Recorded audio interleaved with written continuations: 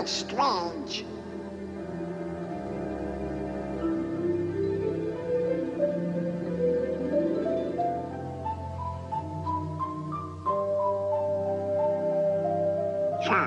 That's an odd-looking creature.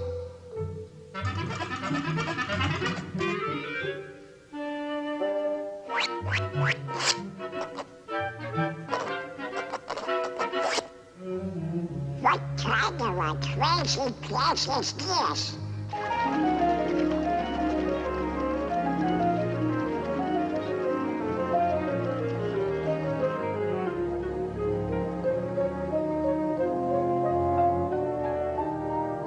What are you? Squirrels? Pi is equal to 3.141592653589747, etc., etc., etc. Huh? Hello? Hello? Hello, Donald. That's me. Where am I? Mathmagic Land. Mathmagic Land? Never heard of it. It's the land of great adventure. Now, who are you? I'm a spirit, the true spirit of adventure. That's for me. What's next? A journey through the wonderland of mathematics. Mathematics? That's for eggheads. Eggheads? Now, hold on, Donald. You like music, don't you? Yeah? Well, without eggheads, there would be no music. Come on. Let's go to ancient Greece, to the time of Pythagoras, the master egghead of them all. Pythagoras? The father of mathematics and music. Mathematics and music? Ah, you'll find mathematics in the darndest places. Watch. First, we'll need a string. Stretch it good and tight, plunk it. Now divide in half. Plunk again. You see? It's the same tone, one octave higher. Now divide the next section. And the next. Pythagoras discovered the octave had a ratio of 2 to 1. With simple fractions, he got this.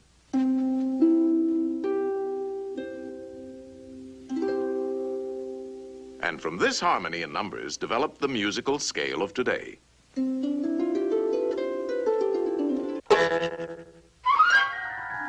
By golly, you do find mathematics in the darndest places. You can imagine how excited Pythagoras was when he shared his findings with his pals, a fraternity of eggheads, known as the Pythagoreans. They used to meet in secret to discuss their mathematical discoveries. Only members were allowed to attend. They had a secret emblem, the pentagram. Let's see what the topic is for today.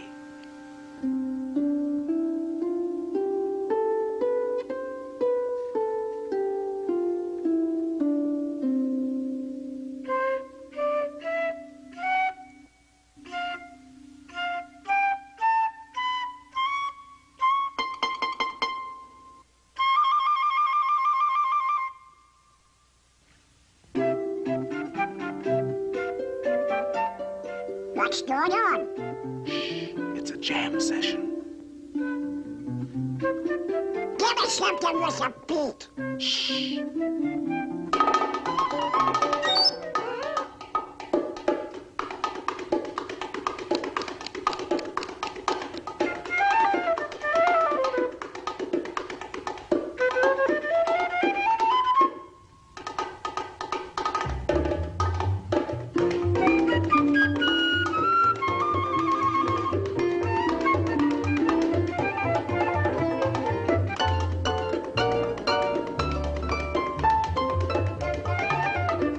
So from these eggheads, the Pythagoreans, with their mathematical formula, came the basis of our music of today.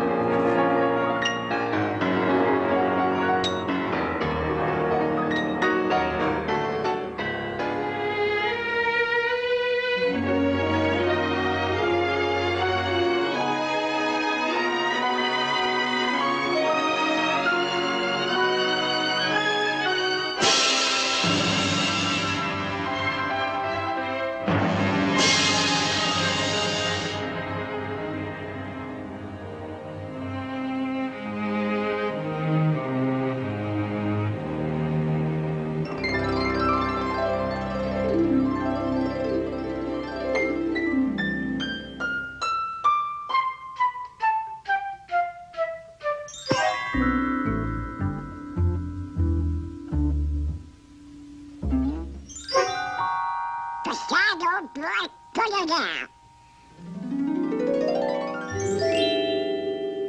Well, I'll be a password fan.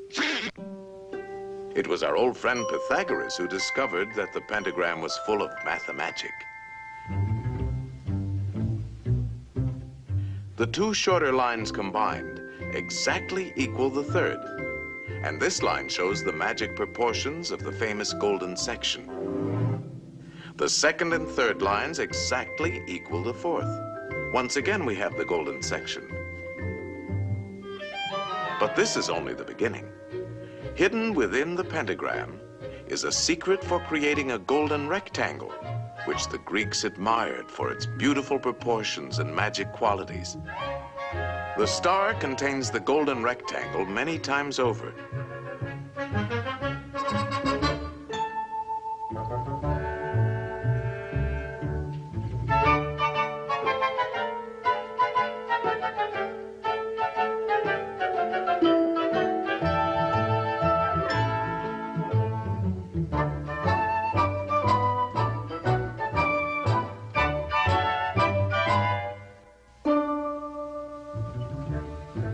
It's a most remarkable shape.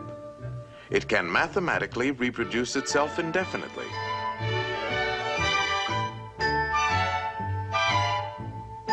All these rectangles have exactly the same proportions.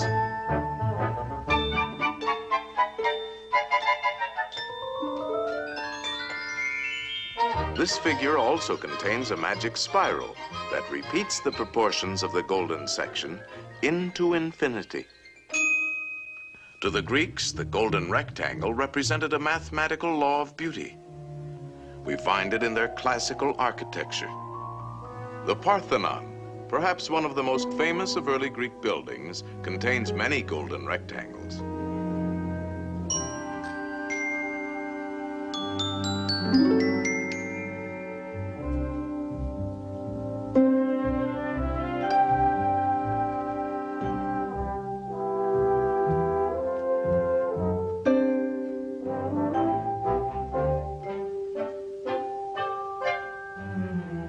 These same golden proportions are also found in their sculpture.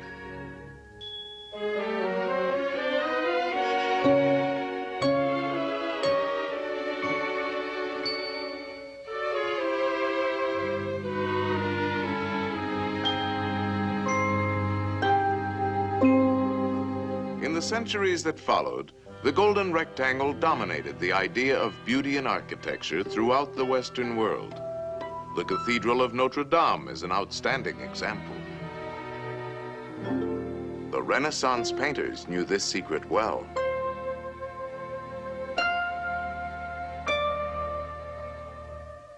Today, the golden rectangle is very much a part of our modern world.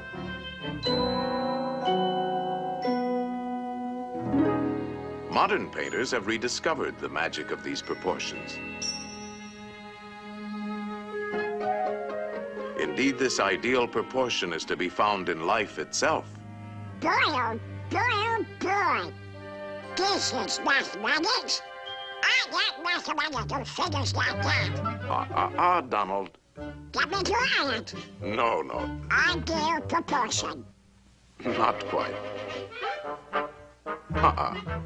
No, I'm afraid not. Well, we can't all be mathematically perfect. Oh, yeah? Yeah, I knew I could do it. Now that you're all pent up in a pentagon, let's see how nature uses this same mathematical form, the petunia, the star jasmine,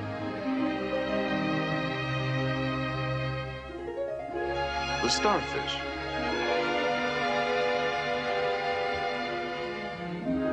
the wax flower,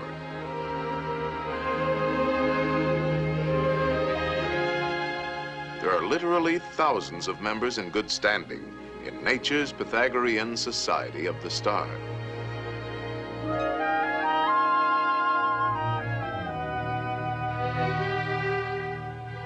All nature's works have a mathematical logic, and her patterns are limitless.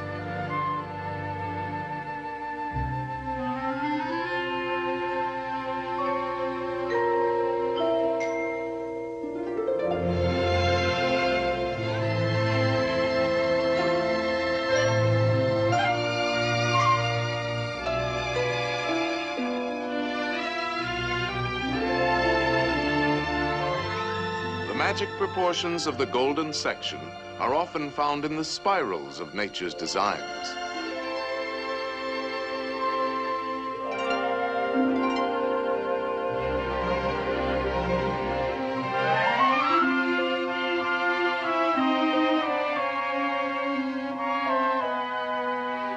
The profusion of mathematical forms brings to mind the words of Pythagoras.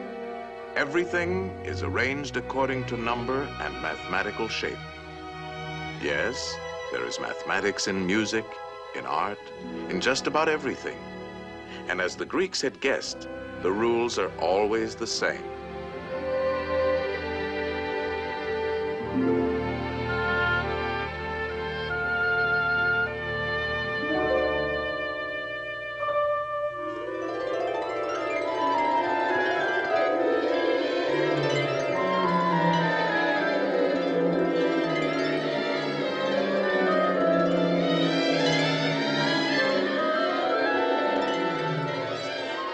Well, Donald, did you enjoy your geometrical journey? Gee, Mr. Spirit, there's a lot more to mathematics than 2 times 2. That's right, Donald. And you can find mathematics in games, too. Games? Oh, boy. Let's begin with a game that's played on squares. Checkers? No, chess. Chess? A mathematical contest between two minds. It's a game that has been enjoyed for centuries by kings and commoners. In fact, Lewis Carroll, a famous mathematician with a literary mind, used chess as a setting for his classic tale, Through the Looking Glass. Alice found herself face to face with a none too friendly group of chess pieces. Good heavens, what's this? Upon my soul, it appears to be a lost pawn. I'm no pawn. I'm Donald Duck. He says he's Donald Duck. Preposterous. Or it could be an Alice. Alice? No, no, no. It's a lost pawn. Lost pawn? Stop that pawn! Ow, Mr. Spirit! Ow, ow, ow!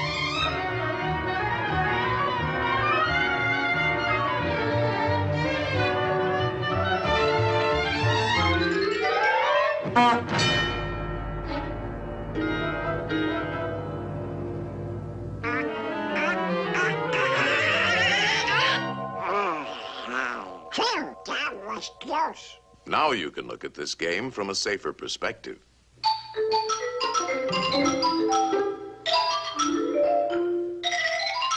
Chess is a game of calculated strategy, and since the board is geometrical, the moves are mathematical.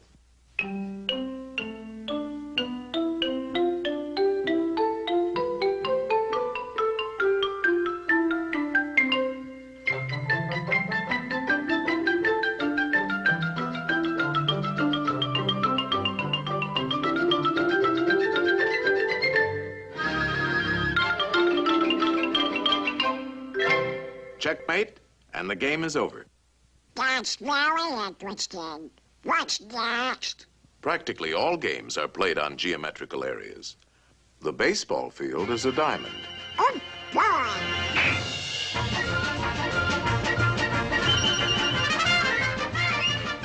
And without mathematics, we couldn't even keep score. Football is played on a rectangle divided by yard lines. Basketball is a game of circles, spheres, and rectangles.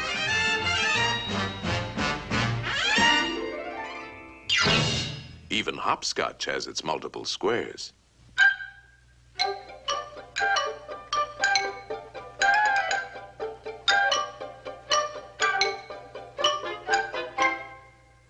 What's next? Get it erase? No, a mathematical game played on a field of 2 perfect squares, using 3 perfect spheres, and a lot of diamonds. In other words, billiards. Oh, boy. That's for me. You know the game, don't you, Donald? Of course. The cue ball has to hit the other 2 balls. Like this.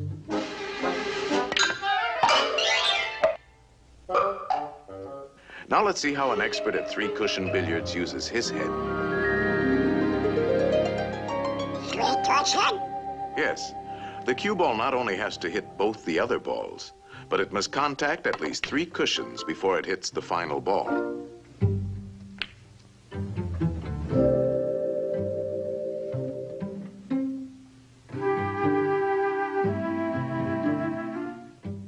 One, 2, 3.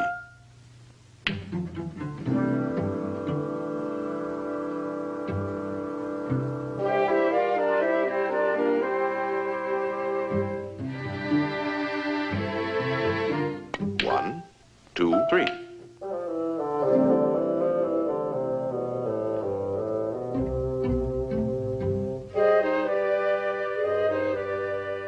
It takes an expert to make several shots in succession.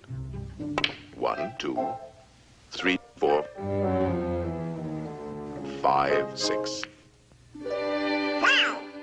That was a lucky shot. Luck? No, it's skill. For this game, you have to know all the angles.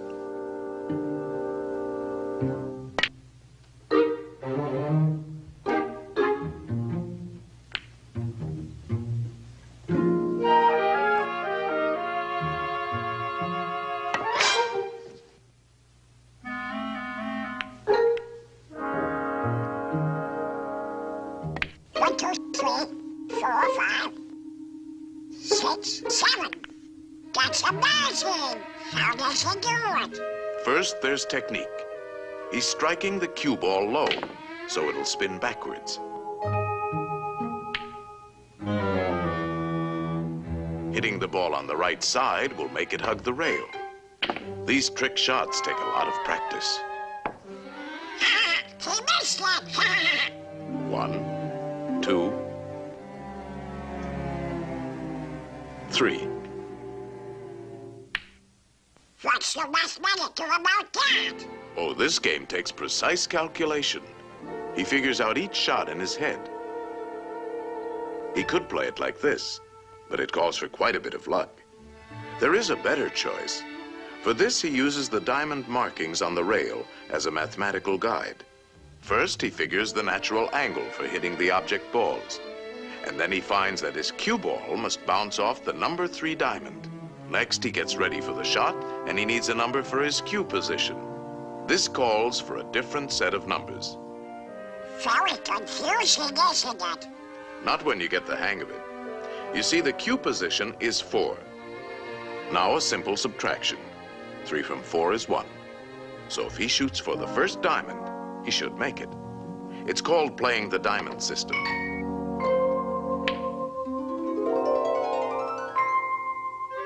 Natural angle, 2. Cue position, 1.5, 2, 2.5, 3, 3.5. 2 from 3.5 is 1.5. So, shoot halfway between the first and second diamonds. There's nothing to it. Let me try. Let's see now. if I hit it here, it'll bounce there, and, no, here. If I hit it here, 4.5 minus 3, 3.5 plus 4 added to 2, then divided into 2, I guess I should shoot about here. No, no, Donald. There's no guesswork to mathematics. It's quite simple. Natural angle for the hit, 2. Q position, 3.5. How much is 3.5 minus 2? 1.5.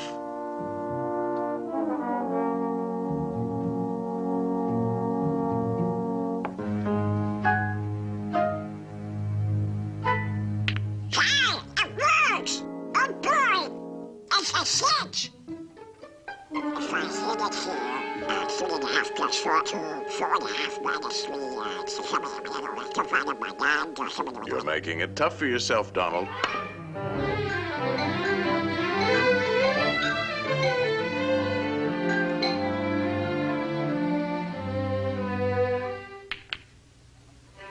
How do you like that for mathematics, Mr. Spirit? Wonderful, Donald.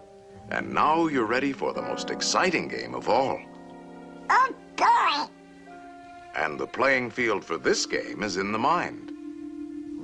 Uh-oh. Look at the condition of your mind.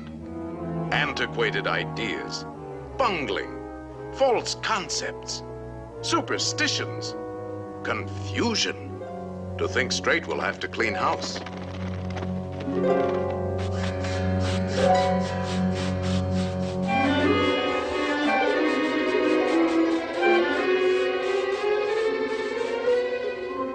There, that's more like it. A nice clean sweep. This game is played with circles and triangles. Think of a perfect circle. A perfect circle. Perfect circle. Perfect. Put a triangle inside and turn it. Now spin the circle. And what have you got? A ball! Yes, a sphere. The shape of things is first discovered in the mind. Slice off the top, and we have a magnifying glass. That's right. A lens is a section of a sphere. All optical instruments are created through mathematics. You see, there's a lot more to mathematics than just numbers and equations. Let's get back to our circle and triangle. Roll it, and we have a wheel.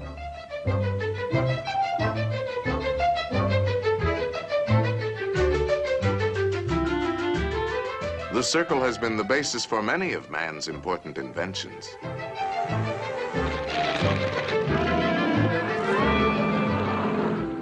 The mind can create the most amazing things. If we spin the triangle, we have a Cone. slice the cone. The cone is full of useful mathematical shapes. Slice it again.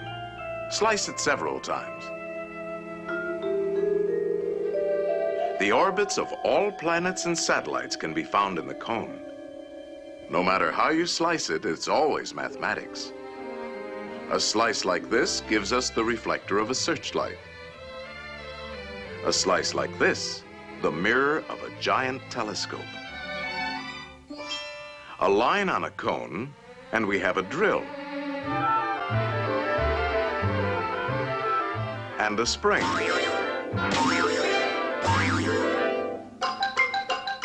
Now you're ticking.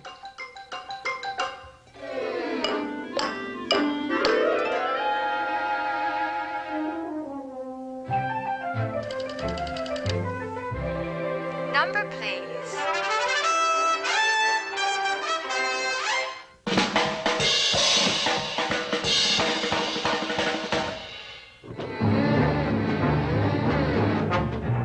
The mind is the birthplace for all of man's scientific achievements.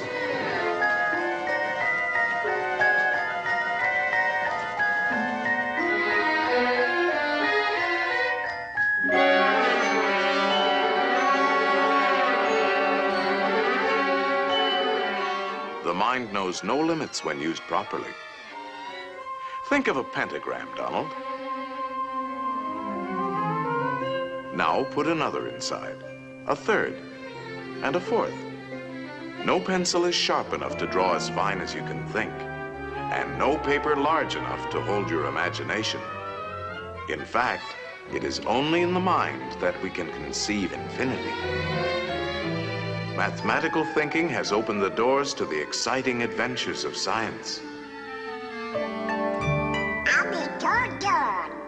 I've never seen so many doors before. Each discovery leads to many others, an endless chain. What's the matter with these doors? Hey! These doors won't open. They're locked. Of course they are locked. These are the doors of the future, and the key is... Mathematics. Right. Mathematics. The boundless treasures of science are locked behind those doors. In time, they will be opened by the curious and inquiring minds of future generations.